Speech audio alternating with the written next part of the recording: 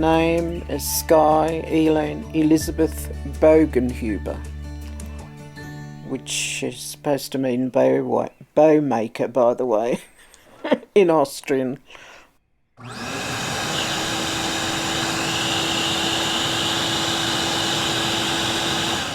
When we lost the house, we had to go and, of course, rent a house. And I went to apply to get the papers because I was feeling very insecure by this stage. My husband had a bad case of his problem with gambling, got from bad to worse, and because I was nice and put his name on the house as well, so any money we had and anything we had, he gambled in large gambles. Then my husband got sick, went into hospital, and for 6 weeks I was just going in and coming out and going in and coming out, and then he died. He had cancer of the brain, which took him very quickly. Then I had to go and rent another place because that other place had been sold. And then I put my name down. It was 5 years, and I got the community housing. If they'd offered me a tent, it sounds terrible.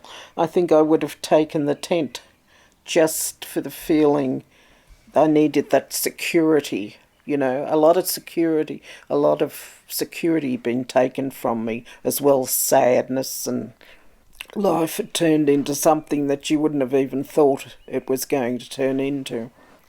So when I got this, I thought, right, it's clean, there's enough room to move around in, you can do things with it. Even though it was strange because people come and go, and you get people with different ailments, drugs, drink, gambling, all the rest of it. And interesting people, you could almost say you could write a book. It's an eye-opener. But then if I was working, you'd get different people too. Different people, how they react to illness and react to different personalities. So that's how life is. I gradually rearranged and thought, right, I'll make this my world inside, because if it gets depressing outside, I can always come in and sounds terrible, lock the screen door. I like to have the doors open and the screens locked and plenty of fresh air. But that's what I thought. And then I thought, right, I'll do my thing, create my world in here, and then whatever else you sort of do, that's my world. You see, you have to make it your world. Everything practically of furniture is come down from the family, I would have had more, but it all went, of course.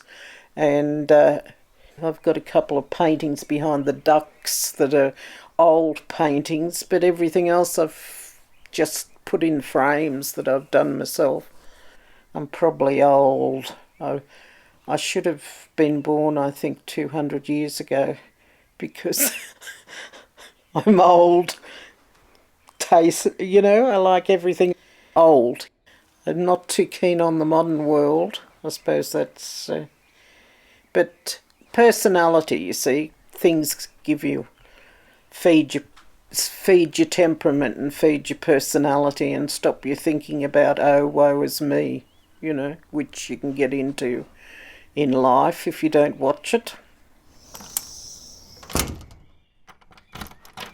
I get along, I think, because it's a philosophy. I think when I was little, I was always shy, and I used to sit in the corner and I used to sit and look at people, and I was shy, but I used to love studying people, and you sort of come to the conclusion that you got to put yourself in other people. You can't think, they're drinking or they're drunk or oh, they look this or that.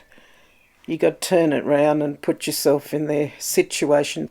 They might have had a really bad things happen to them in life, and a lot of people turn to drink or alcohol or drugs because they get a good feeling, and the world isn't here, and all those things you've got to think. And they might be handicapped. There's a gentleman here who's handicapped in different ways, and he can't change that, and yet he's quite friendly and nice in a young sort of a way. You've got to talk to him in that way.